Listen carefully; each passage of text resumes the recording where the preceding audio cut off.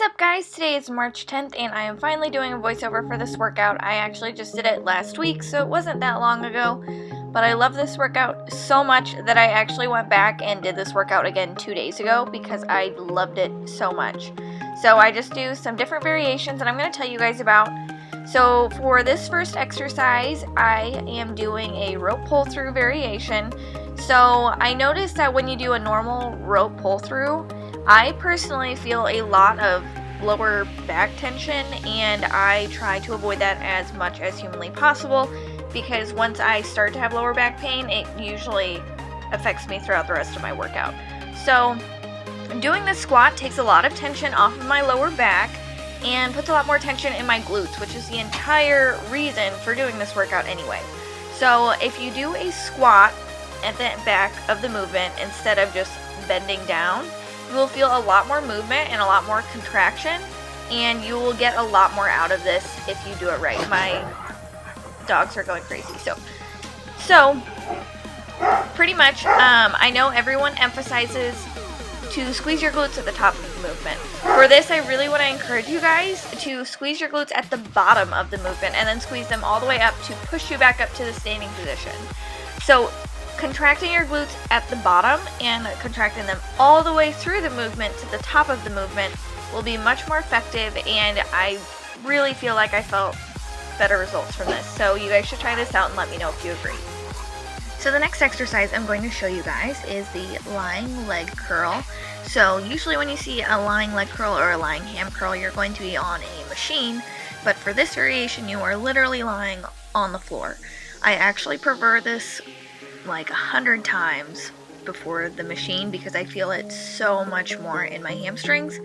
A lot of hamstring workouts hit like the glute tie-in area, so the area between your glutes and your hamstrings, so it kind of just like curves out between your hamstrings and your glutes.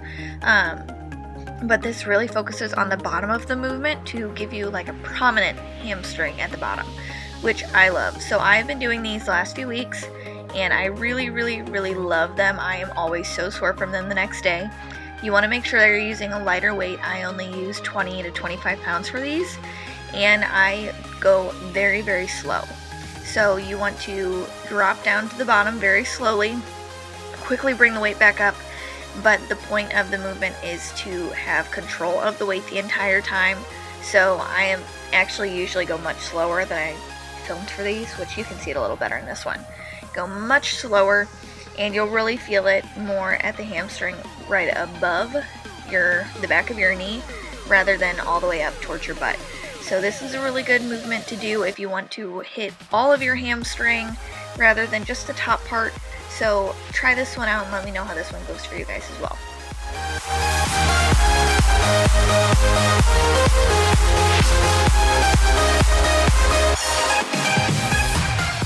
Which, speaking of the glute tie-in area, that is what this exercise will hit. So it's going to work on your hamstring and your glute and just really work on that good curvature below your butt going into your hamstring. So I use the assisted pull-up or assisted tricep dip machine for this, and you want to really push through your heel and push down into the floor a little bit farther than what feels comfortable, so you can really contract that muscle. You really want to feel it in your glutes and your hamstrings, and you want to push the weight down, and you want to again have control during this movement and not go too fast. The slower you go, the more controlled it will feel and the more contraction you're going to get. Sorry for the moving of the camera. I blame Marcus. I think he was touching something while I was doing this. So I love this exercise, and I will show you another view of it in just 1 second.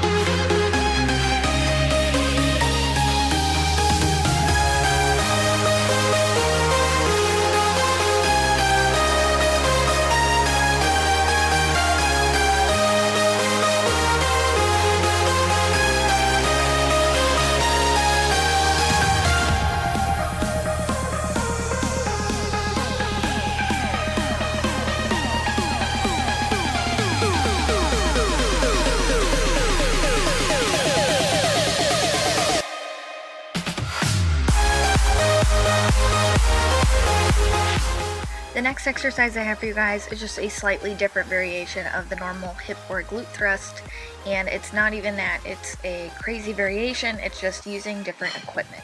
So I have actually tried out using a decline bench, and it is a game changer for me. I love using the bench. It's much lower so you can get closer to the floor at the bottom of the movement, and you're not like 2 feet above the floor on a really high bench. So try out the decline bench. This is actually one of the ab benches, so it has like the feet hooks at the top. So I feel a much more natural type of movement with this. And I'm also just using a dumbbell instead of using your normal barbell, which I love using this as well. I usually use 30 to 40 pounds of these, and again, go very slow. Contract your glutes at the very bottom of the movement when they're by the floor, and contract them all the way up to the top of the movement. If you want to feel more of a burn, add a pause at the top as well. Alright, so this exercise is a variation of your normal hip abductor. So instead of sitting more upright, you are going to scoot your butt down towards the end of the seat and almost arch your back. Like, you don't want to have a very straight back, and you want to make it so it's more concave. So more of like round out your back, which, you know, we always tell you not to do in the fitness world, you know, never round your back. But in this instance, it actually works the different parts of your glutes, and you feel it more in your glutes doing this instead of just like your outer hips. So this makes me feel the movement all the way up through the sides of my glutes rather than only feeling it in my hips. So definitely try this out, and you have to experiment to get it just right for your body too. So no crazy variations on this exercise. It is just a poorly filmed glute kickback with the cables. So I do this exercise all the time. Definitely one of my favorites. I know it's a staple in a lot of people's programs. So it just, like I said, your normal glute kickback. I like to keep a very neutral back, so not arched either way.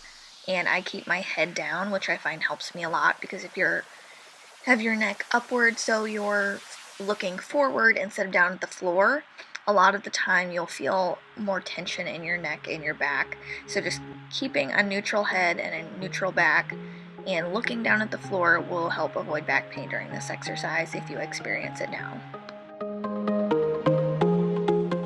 This last exercise I did is just a variation of your normal like straight leg deadlift, but just done in the hack squat.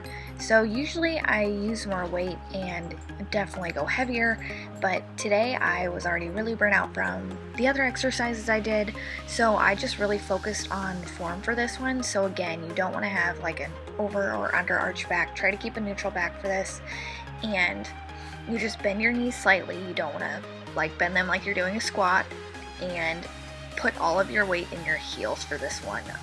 A lot of exercises, you do want to keep your weight distribution even on your foot, but especially for these, just like digging into your heels during the movement will benefit you so much. So you want to just drop down till you feel a good stretch in your glutes and your hamstrings, and then push yourself back up and squeeze your glutes and hamstrings to push yourself back up. So that is going to conclude this workout today. I hope you guys liked it. Please like, comment, and subscribe if you did enjoy it, and I will see you guys in the next video. Bye!